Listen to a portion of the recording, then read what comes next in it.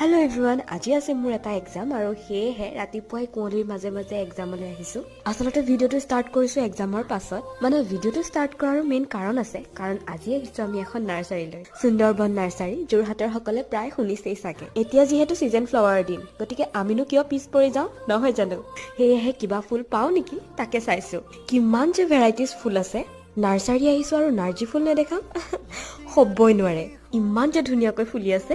আৰু ইয়াত ড্ৰেগন ফ্ৰুটৰ গছটো আছে, দেউতাই বিচাৰি পালে আৰু এটা লৈ আহিছে। এতিয়া খুৱাব পাৰে নে নোৱাৰে নাজানো, কিন্তু আনিলে।